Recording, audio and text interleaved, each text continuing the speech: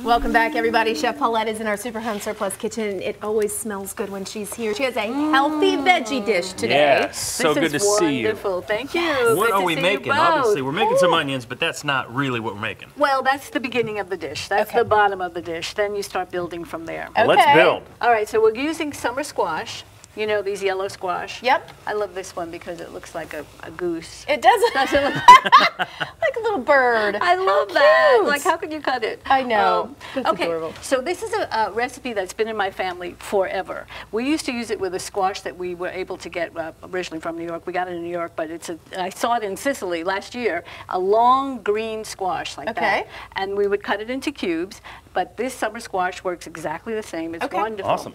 So I cut it into pieces like this, okay? Perfect. And I mean, I could show you how, but basically, let me just get You over do a here little- for 1 second. I kind of take chop. the top off. Basically, the top part basically doesn't have any seeds, you know, so you cut it a little bit differently. But all you really want to do is kind of make little squares or little shapes that resemble a square, because this is round, so it's not going to be square. Fantastic. Okay. So you start out with some diced onion, and I'll get Got back some in oil in I'll there. keep going over here. some oil. Okay. And then you put in your squash. I have some cut off Now, do already. you have to rinse it at all, Paulette, or you just put it in? I rinse the outside before I cut it up. Okay. Yeah, and if there's any brown spots, I kind of like, you know, Make it pretty. Use a peeler to get rid of that. There you go. All right, so now this is going to cook for a little bit. I like to put a little more oil. And in this one, I'm also using a rosemary flavored oil because the rosemary goes so nice with this. So a little bit of that. So the actual name of this is a Sicilian style. So what actually makes it a Sicilian? Well, at the end, we're going to put in some cheese. And so we're using a kind of, you can use Parmigiano, you can use Pecorino, but the real Sicilian cheese is called Caciocavallo, which you can't find it. So we have a lot of replacements. Okay. The other thing is this is a Parmigiano rind. And when you put this in your food, it starts to flavor it all. You're not going to eat that rind, but it's going to flavor it. While it cooks down. I never even knew that was an option. Yes, yes, so save them. You can freeze them and take them out when you're going to cook something, especially like a tomato sauce or like a stewed kind of thing like this. No kidding. All right, so that's cooked down. You obviously have put it over here. I have one that's already cooked. So I just wanted to show you the steps. Yeah. After this cooks for a little bit and it softens a bit, you're going to add some tomato. Perfect. This is basically just crushed tomatoes from the can. Okay. And after that really gets soft, then you put in your cubes of cheese, because you don't want the whole thing to completely melt. You want to get a bite of this cheese when you're eating it. So if some of it will melt, now I already added the cheese to this one.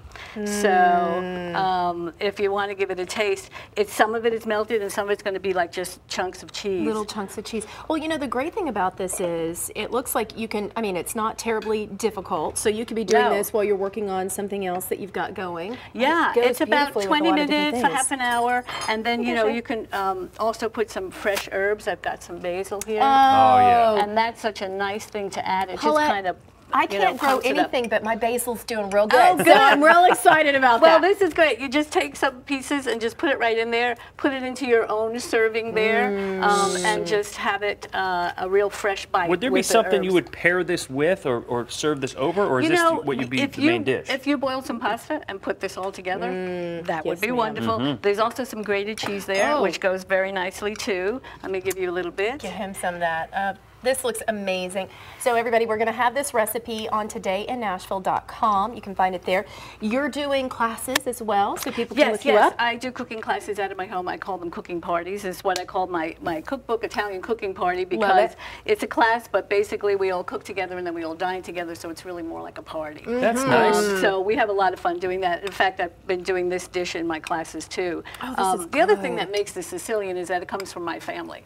And so my family is Sicilian. There you go. So it's kind of been passed down through the generations, and this is the dish that we love to make in the summer. I'm going to give it a whirl. Cheese is absolutely fantastic. Good. All right, Isn't that everybody, wonderful? check it out. You can make this tonight. It's fresh. It's easy. You've got that summer squash in there.